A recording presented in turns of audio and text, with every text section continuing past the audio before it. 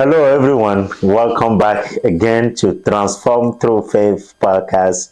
Transform Through Faith podcast. We are here today in our series of the comfort of tradition versus the challenges of growth. And today we have a beautiful episode. So, episode 2, and the theme of this episode is from stigma to understanding. From stigma to understanding. My journey to mental health awareness or to mental health from a traditional family. So, as always, I have my beautiful wife behind the camera, and she has all the questions for me. So, she's going to be asking the questions, and we have a good one today. We're going to get a little bit personal. So, hopefully, you're all ready. So, I'll turn it over to her.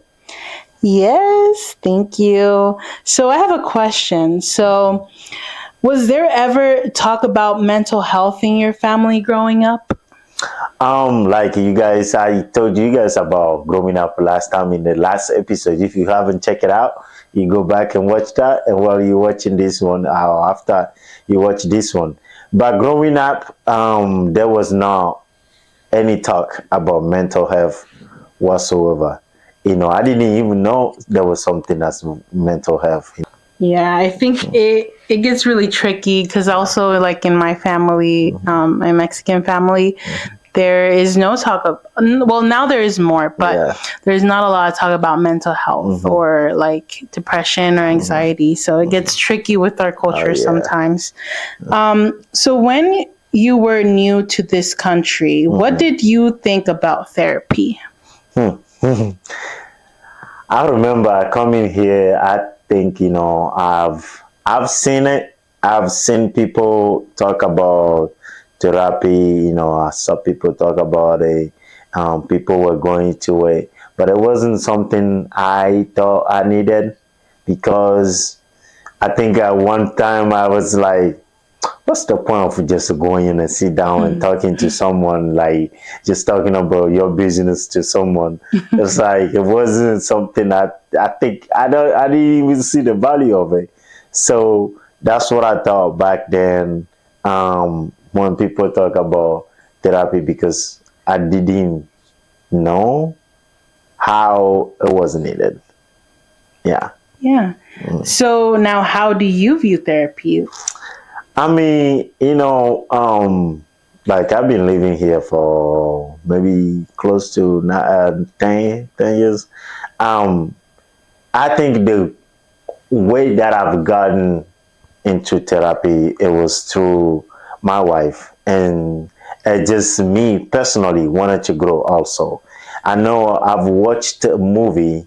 I can't remember the title of the movie, and there was this boy growing up. The boy saw the dad beat up on the mom, beat up on the mom, beat up on the mom all the time, beat up on the mom all the time. And one time the dad was beat up the mom again, and he helped the mom, and they, try to attack the dad, and he ended up dying. So he he was traumatized, right? And so he grew up getting married, and he wanted to live a happy life as a kid. I mean, if you go through that, you wouldn't want to do the same with a woman that you married, because at the time you were protecting your mom, you're trying to protect your mom. But as that kid grew up and got married in the movie, he also was doing the same thing he despised his dad about. He was beating his wife just the same as his dad was beating up his mom, and it was kind of like a cycle repeating itself. That's when it kind of clicked in my mind that I was like, oh, so it's something that if you live as a kid, something that you see, you're likely going to repeat them. Like, this kid, he hated his dad for doing this. Like, how can you be doing the same thing?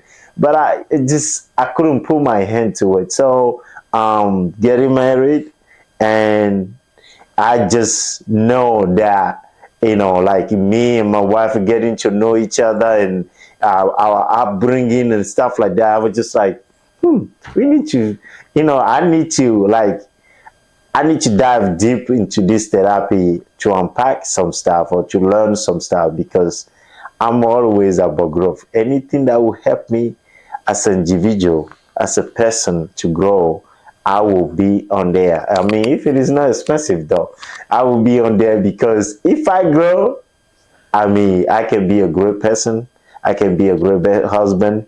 I can be a great father, a great friend, a great brother, a great anything that God has created me to be, because I'm mentally free. So that's my journey of discovering therapy. Just seeing that movie and just getting to know you, and also learning about upbringing. And I was like, oh, this might be needed.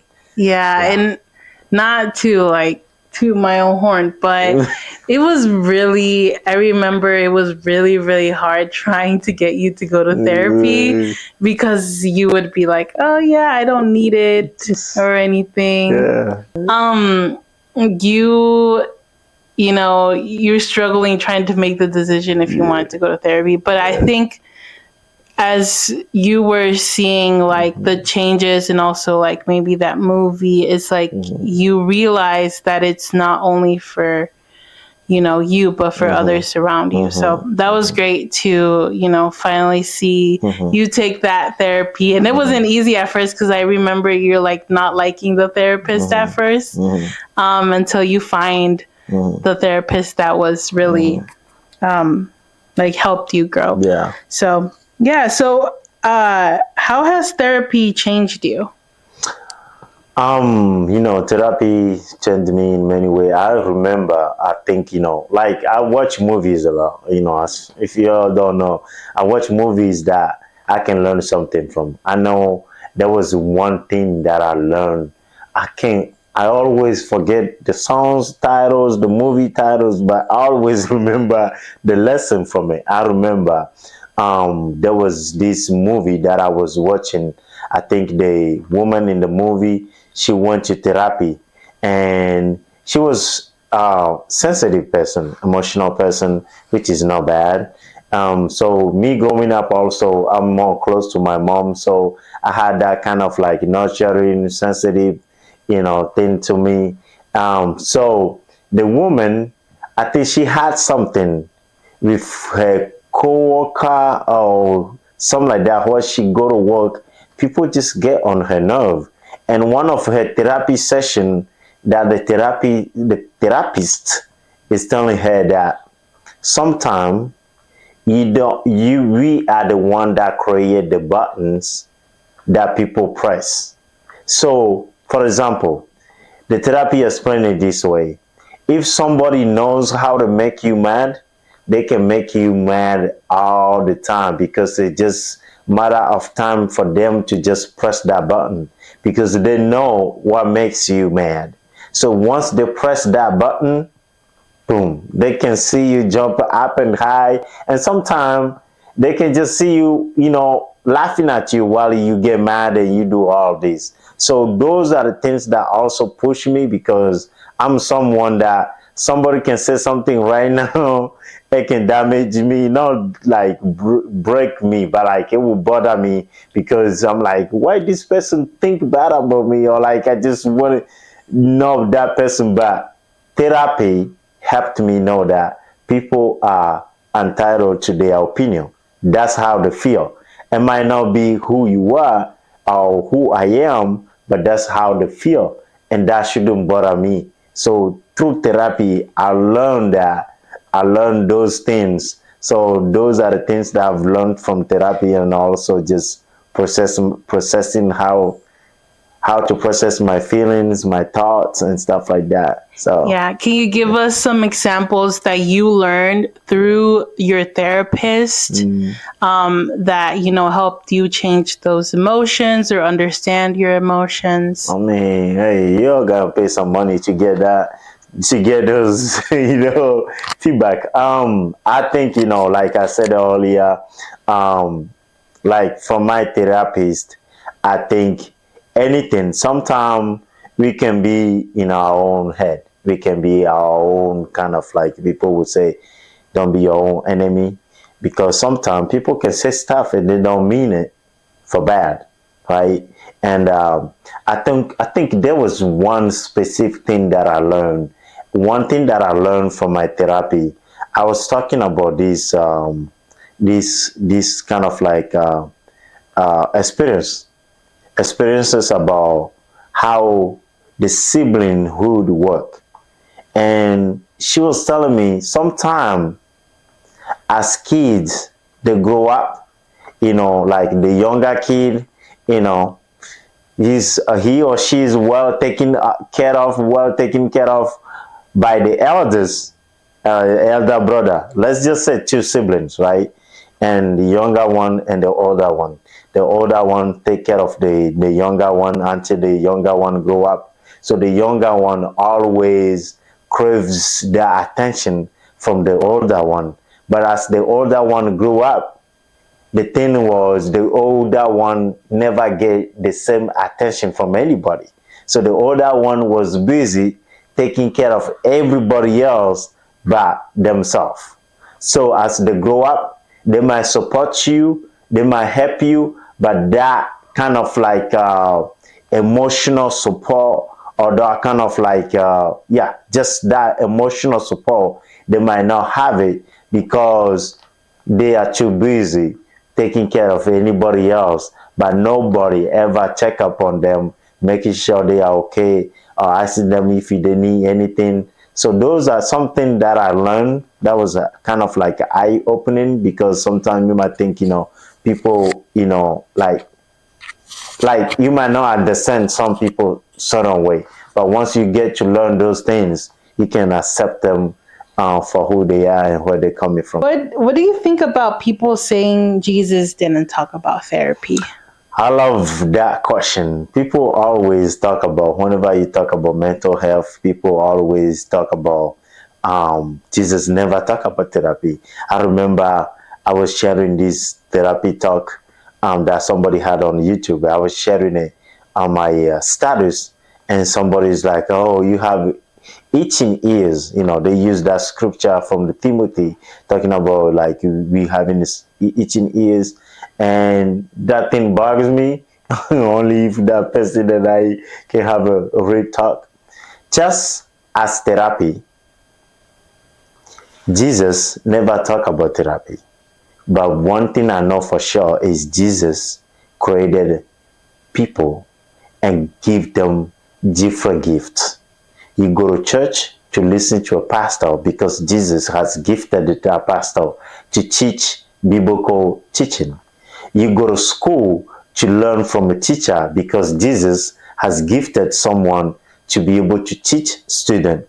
You go to doctor to get checked up, or to get fixed, or to get surgery, or to get prescription, to get whatever you need whenever you get sick, because Jesus has gifted someone enough to be a doctor, to be able to perform something on you.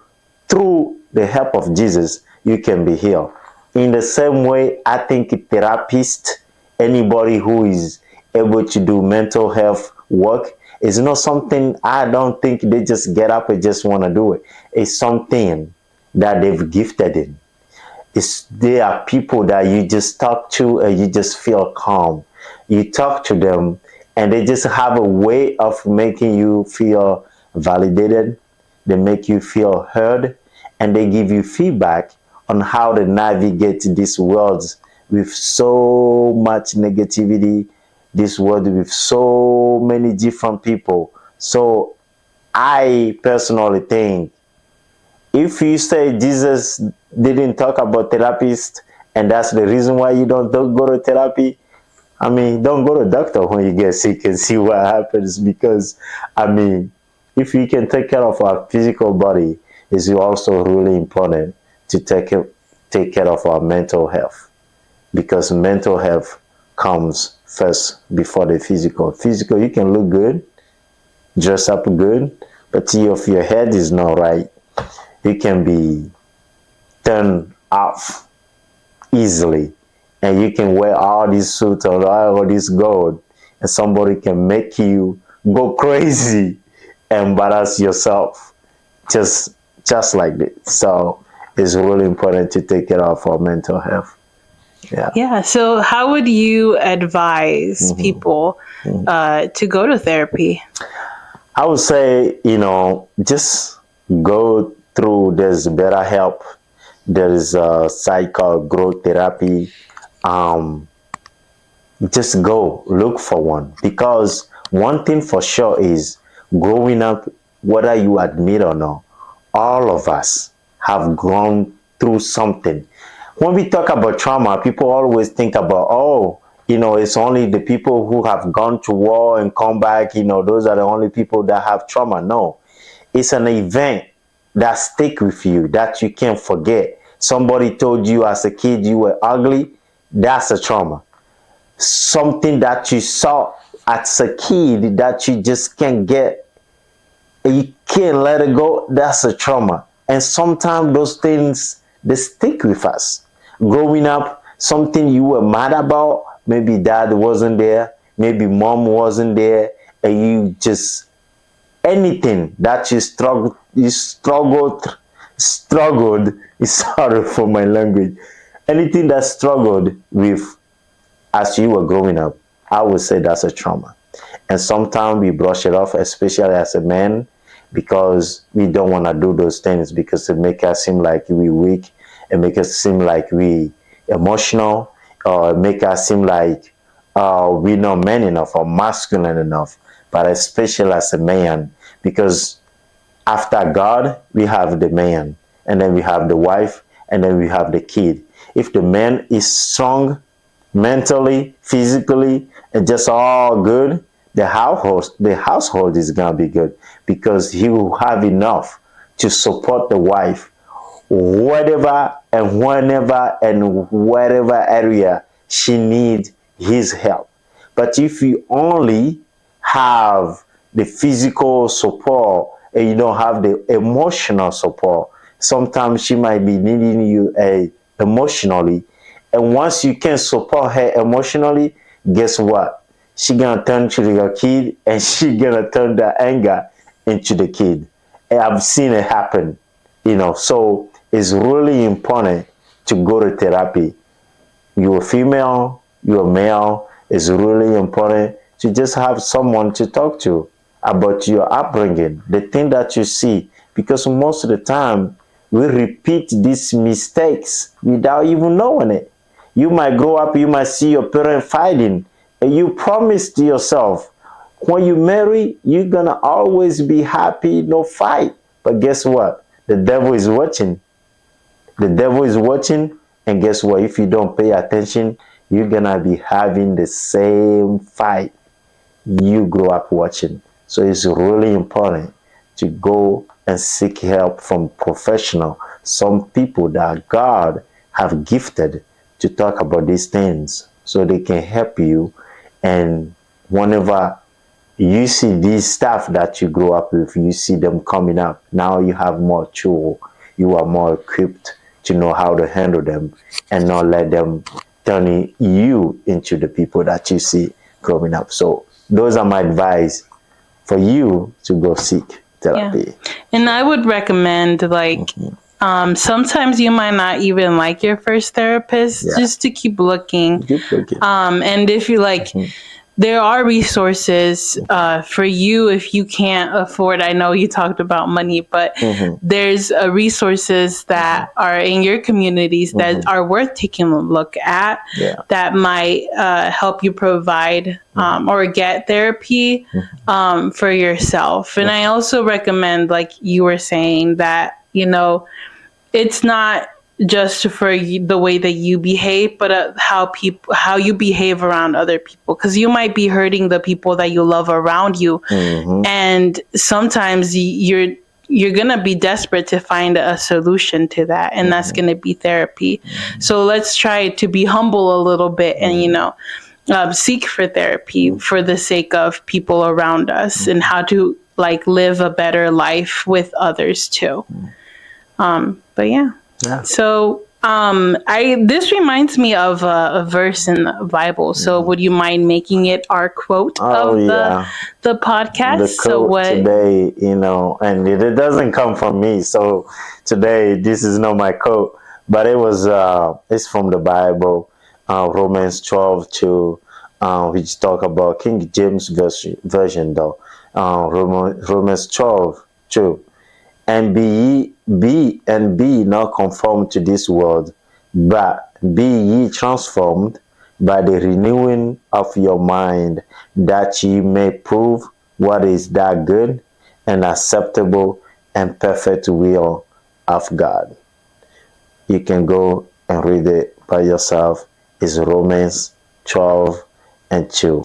I think most of the time we are so stuck on what the world wants us to do that we think, oh, if we do something different, then we might be out of the norm. God didn't create us to fit in. God created us to be unique. We are all unique. We can't fit in. You have a different gift. You were born with different things that nobody else have but just you. And you need to be okay with living just with who you are, because you created just in the perfect good image of God to live unique you and fulfill your purpose with just the gift that God has given you. So you don't need to fit in. It's okay. If you do a therapy and people think you weirdo, it's okay to be a weirdo. God didn't think you a weirdo. If you do this stuff and people think, oh, you're weak, it's okay for them to think that way. Guess what? That's just their opinion though. That's their opinion. They are not your creator. They didn't create you. So I encourage you to not live by people, but to just live by God. Don't let people dictate how you live, but live freely. So I want to tell you, I encourage you, seek therapy. And thank you guys so much for tuning in again for another episode and hopefully more to come. Please, thank you for watching.